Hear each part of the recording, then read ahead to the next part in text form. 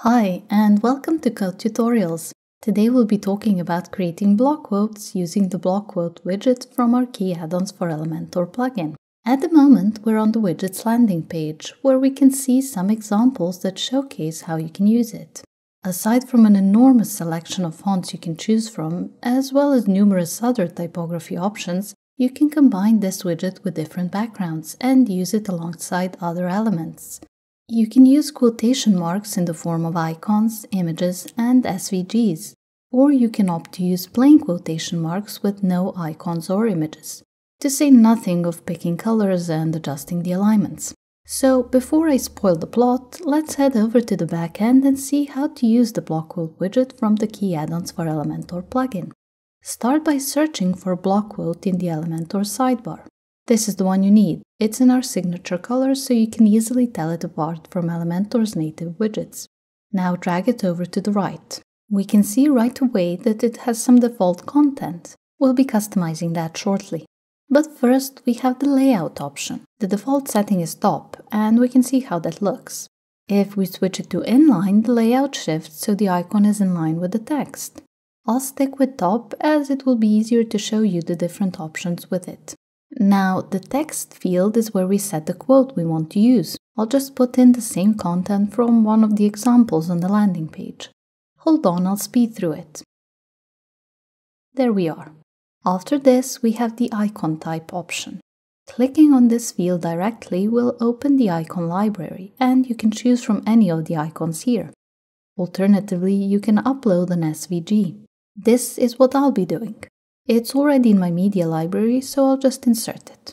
There. The set of options underneath this one is Developer Tools. When we open them, there's just one option here. If we switch its setting to yes, it will display the widget in the form of a standard WordPress shortcode, this text, so we can easily copy it for use elsewhere on our site. Alright, now we can move on to the Style tab and see what we have in there. The first thing here is the alignment option. It's set to left by default, but you can change it to center or right. I'll set mine to center. Then we have the background type option, and there are two choices here. The first is classic. It lets us set a colored background, so you can just pick a color you like, or you can add an image as the background. The second choice is gradient. If you want to use this, you need to set the start color, so that's the one at the top. And then you can set the second color for the gradient end, here. And then, using the location option, you can adjust how far down the start color will stretch. You can do the same for your end color using the second location option. Following that, you can pick the gradient type. If you stick with linear using the angle option, you will be able to change the direction from which the color overlap occurs. However, if you opt for radial, you'll be able to pick the position of the start color. There are several options here, and you can try them out to see which one you like best. I don't plan on using a gradient now, so I'll just restore this to its default. Alright, next we have the border type. If you want to use a border, there are a few options. You can pick solid, and I'll increase its width so it's easier to see. Then we have double, dotted, dashed, and grooved. Then you can pick the color for your border with this familiar color picker. Okay, I won't be using a border, so I can turn this off. The next set of options are for the text style. In here we can pick things like the text tag. You can choose anything from H1 to H6, or even the P tag. Then we can change the text color. Use it to match your site design or brand colors. Below this, we have the text typography options. In here, we can pick the font family for our text. You can scroll through this list or search for the font if you know its name. I'll search for mine. This is the one I want. Okay. Then we can change the font size either using the slider or by setting a number value. With the weight option, we have a choice of different values we can use to fine-tune the font weight, or we can simply pick bold or default to set the weight. Then we have the text transform option, which we can use to make our text uppercase, lowercase, capitalized, or normal, which is the same as our default. And under style, we can make our title normal, which is the same as default, or turn it oblique, or italic. I'll leave mine in italic. Following that, the decoration lets us add a text underline, an overline, a line through, or we can use none of these, which is our default. Then, with the line height, we can adjust the height of the line with our text. It's in ems by default, but you can switch it to pixels. I don't think I need this now, so I'll just remove it. Following that, we have the letter spacing option. It gives us more space between letters.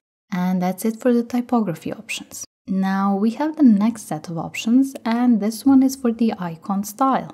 In here we have the icon alignment, which lets us pick whether the icon will be on the left, in the center, or on the right. I'll put mine back in the center. Following this, we can pick the icon size. Instead of the slider, I'll use this field to add 47 pixels. Then we have the icon color option. As the name suggests, we can use it to change the color of our icon. And finally, the options underneath these are for the spacing style. They include things like the holder padding. By increasing the values here, you can create padding around your content so that it seems drawn inwards. If you don't want to have the same padding value for all 4 sides, then you can click here and delink the fields. This will let you set different values in each field. The next thing we have is the text margin top. This lets us create more space between the icon and the text. I'll set 3 pixels. Okay. Then we have the icon margin. So this one lets us set the margin just around the icon. If I increase the values, it gets more space. But I like the default look, so I'll erase this. And that's it. The last Options tab, Advanced, has several useful options for responsiveness, positioning, entrance animations, and more, but since it's available for all Elementor widgets and not unique to our block quote widget, we won't be covering it in this tutorial.